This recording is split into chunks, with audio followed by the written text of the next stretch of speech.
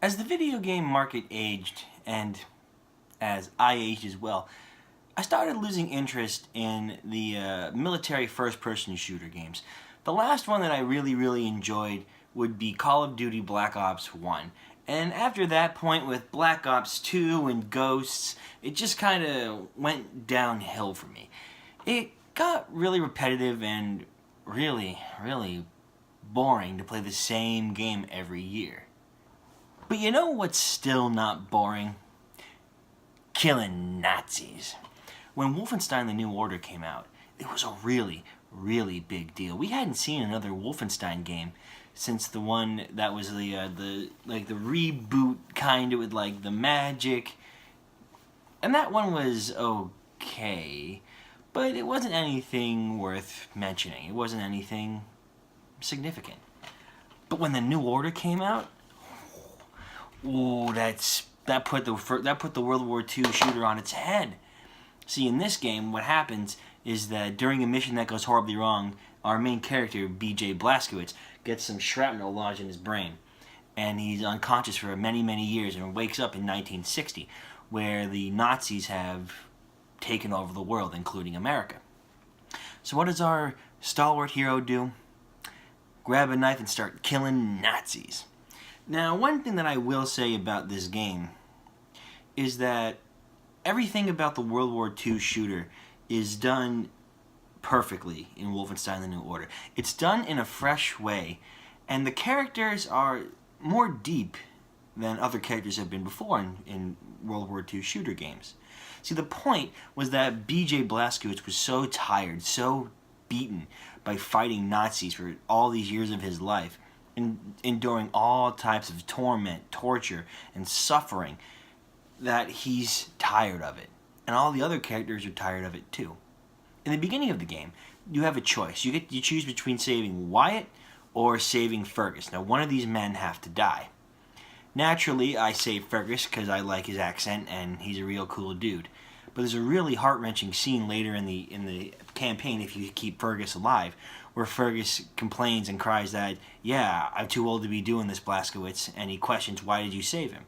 And the same thing with Wyatt. Now, Wyatt, being a much younger person than Fergus, says, I'm not a hero, Fergus was a hero, I'm just a coward, etc., etc. And there's some really heart-wrenching moments. And the gameplay is as satisfying as ever. I mean, how could it not be satisfying hopping onto a Nazi submarine with dual automatic shotguns and just going to town? It's a lot of fun.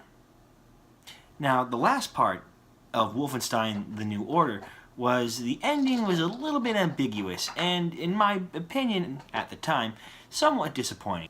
So you spend the entirety of Wolfenstein the New Order chasing one particular head Nazi named Death's Head, who is the one who murdered your men in the beginning of the game. So yeah, there's a lot of pent-up aggression from the player. I mean, this guy's evil, he's torturing people, he's throwing people into camps, etc., etc.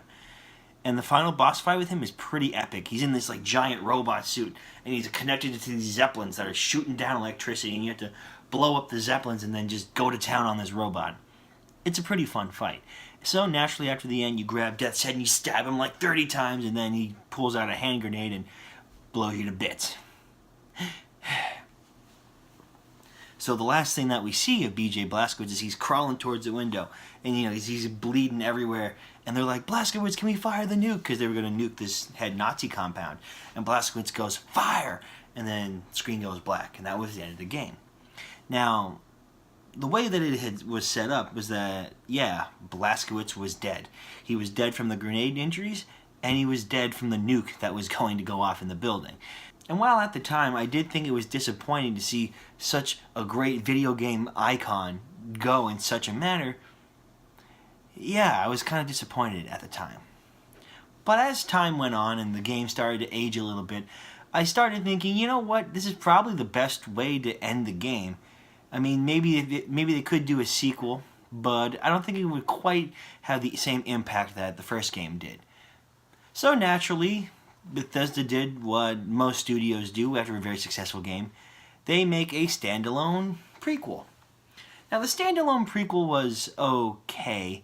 It was more of like the sci-fi kind of deal with the Nazi tech, more instead of the realism that the New Order had.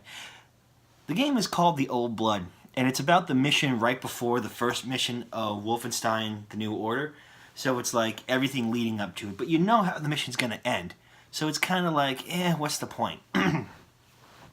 It's not a bad standalone. There are many other standalone games that are worse than this one, but it's kind of hard to recommend it. If you can get it for dirt cheap, I'd recommend giving it a play just for the gameplay. But the story's kind of and the final boss is kind of It's not really worth too much of your time. So why am I talking about such an old game? Well, much to my surprise, they made another one. I was really shocked when I heard that they were making Wolfenstein 2: The New Colossus. I thought to myself, how in the hell are they going to pick up with after what happens in the New Order? I mean, BJ gets blown to bits. He gets nuked.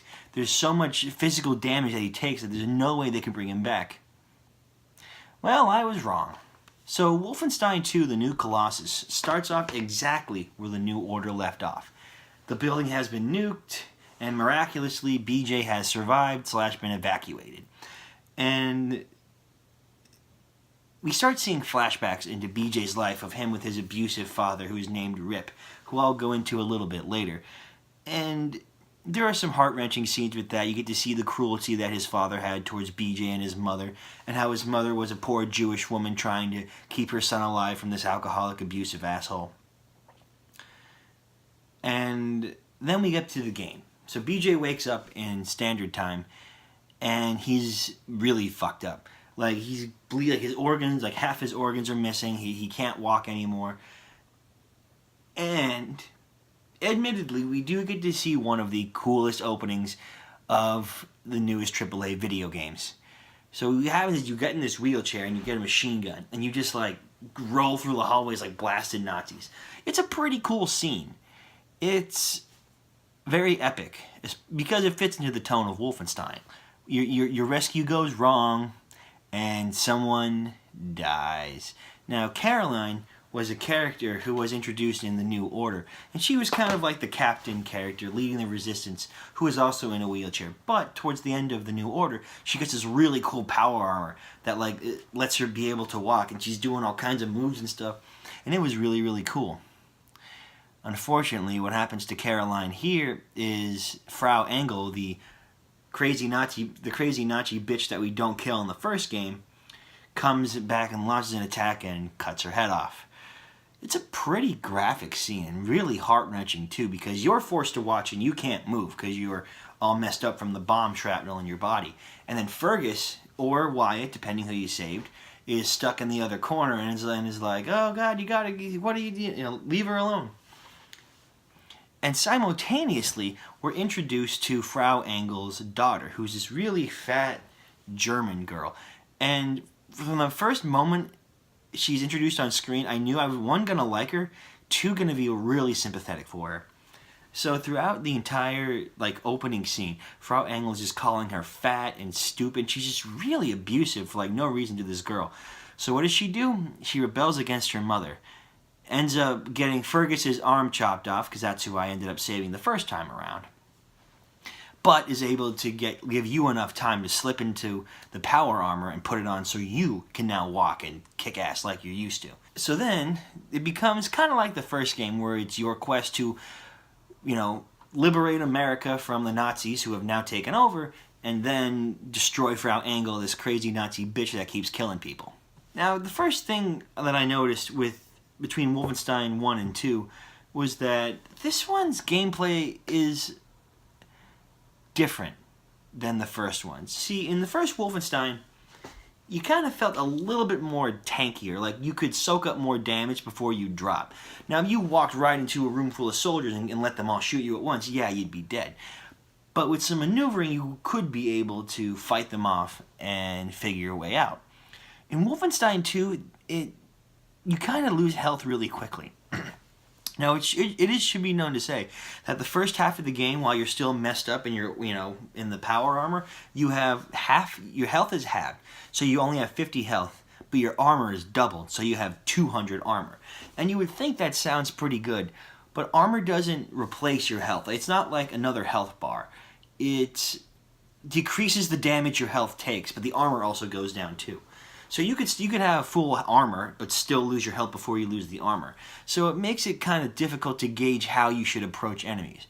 My natural intention is to grab the first shotgun I see and go blasting, kind of like Bethesda's remake of Doom. You can't really do it in this one. You do have to take more of a stealthier approach. And while not necessarily bad, it just didn't suit my style of gameplay. Whereas Wolfenstein The New Order, I could walk into a room with 2 shotguns and completely destroy the room. So the game continues and you get to see more into BJ's life. And there's a very tense scene right towards the climax of the game where BJ is going through all these memories of his dad being a jerk and, beating him up and doing all these horrible things to him. And lo and behold, BJ returns to his old house. And there's his dad. Actually his dad. Now, when I first saw this scene, I thought this was like something in a figment of his imagination from all the trauma and brain damage that he'd taken. But no, his dad, Rip Blazkowicz, was right there with a shotgun to his face. And I gotta say, killing that asshole was so satisfying in the video game. Because 1, we get to see how bad he was to BJ as a child, and 2, he admits to selling BJ's mother, who was Jewish, out to the Nazis, which led to her execution, which of course affects BJ greatly. However, the awesome feeling of getting rid of Rip Blazkowicz is pretty short-lived, because of course it's a trap by the Nazis. So then, what ends up happening is BJ gets captured. And this is where the game started to go downhill for me.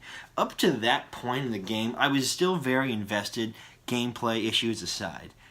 Because the game felt real. BJ lamented throughout being like, yeah, I don't have a lot of time left. I'm going to die. I can't keep going like this. And as a player, we're like, yeah, you're right. He can't. So what ends up happening is that the rescue attempt to save BJ fails. The character, who is very, very enjoyable, Super Spesh, bites the dust. He gets killed. And BJ is sentenced to death. So, what happens is Frau Engel has him chained up in this big old thing and puts it on live television and cuts off his head. Now, if the game had switched control from BJ Blazkowicz to another character, say Fergus or Wyatt or Anya or anybody, I think that would have been acceptable. But they didn't do that. And in a weird turn of events, what happens is BJ's head falls down this giant waterfall, and it's really epic, right? And then, lo and behold, BJ's friends are there with his drone, and they pick up his head. So what they do is they put his head in a jar, like Futurama, and they give him a new robot body. Now this robot body is kind of comparable to your normal body in the New Order, where you have 100 health and 100 armor. But like I said before, the health does still go rather quickly. Now one thing to note is there's some body upgrades that you get where you can stretch up and shrink down and ram into people and kill them. It's a nice touch, but it's at the point in this game, Wolfenstein 2 stopped having that realism that the New Order did so well. It's not necessarily bad, it's just not the direction I wanted to see the game go. So, of course, BJ surviving his beheading, everyone thinks he's dead, and he continues his quest for revenge against Frau Engel and the Nazis who have taken over America. So, him and his ragtag group of friends kill a bunch of Nazi soldiers, go to Venus, which was pretty interesting, actually.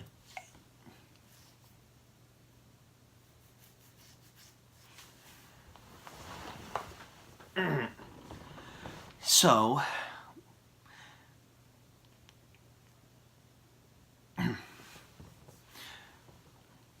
the game, the game ends with a very anticlimactic boss fight, to the point where I really didn't even know it was a boss fight. It was just a shit ton of guards and 2 dudes in giant robot suits. And I didn't think that was that different from any of the other enemies in the game. But evidently that was the final boss. So you continue into this corridor where Frau Engel is telling how she captured Blazkowicz on TV, saying, oh yeah, I killed him, da da da da da. So BJ ransacks the studio and shoves an axe into her face. And just like when you kill Rip Blazkowicz, it is so satisfying. Because of all the crazy shit she does to you throughout the game, it's satisfying to get that closure. The one point of Wolfenstein 2, the new Colossus, that I will put to its discredit is that there's an introduction of Hitler. Yeah, that's right. So Hitler survives Wolfenstein 3D, I guess, and is now in this one. And they do a very good job of representing what Hitler would be like if he survived it to 1961.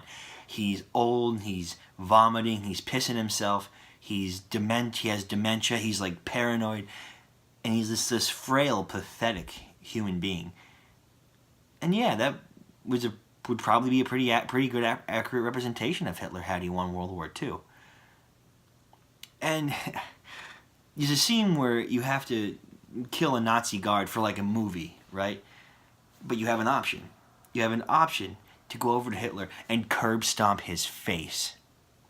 And I have to say, I know what you're thinking. You got to do it, right? And you know what? It is pretty satisfying to walk up to Adolf Hitler and curb stomp his face. However, that's not canon, because the second you do that, you get murdered by guards and everything. But for that split second, it was pretty sweet. So you don't get to kill Hitler in a Wolfenstein game. Okay. But let's talk about the end of the story. So the end of the game ends with you murdering Frau Engel, which is awesome. And then BJ and his comrades have a message for America. They say, "Rise up, Americans, don't take this Nazi bullshit, yada, yada, yada, yada, yada, yada." And it was a bit of a disappointing ending. See, Wolfenstein: The New Order had an epic climactic boss fight and a dark, ambiguous ending that fit the tone of the game. This game kind of throws all darkness out the window, because once you get your head cut off and you get your new robot body, there's literally nothing that can kill you. You've come back from the brink of death like multiple times at this point, where it's just ridiculous. And you know what? As cool as it was to go to Venus, we already went to the moon in the first Nazi game, so it feels like more of the same. But I will say that while the story picks its pieces from the New Order, the story is pretty good. It's like watching a really, really epic movie, and there are a lot of cutscenes, so be ready for that. But if you like Wolfenstein, if you like World War II type movies, you really will enjoy the story, and it does get pretty deep at some points, though a little bit absurd as well. If you're a fan of Wolfenstein: The New Order, I would recommend playing the new Colossus, but it is fair to note that there are some issues with it that hold it back from having the same kind of strength and message that the first Wolfenstein game had. It's like having a second helping of a really good meal, and you just get full enough towards the end where you're like, okay, maybe it's time to be done with that for a while. But with the ambiguous ending of Wolfenstein 2, they're probably going to make a Wolfenstein 3, and I'm probably going to buy it, and I'm probably going to have a lot of fun. Because through the game's faults, it's still a lot of fun to play. So I would definitely recommend picking it up.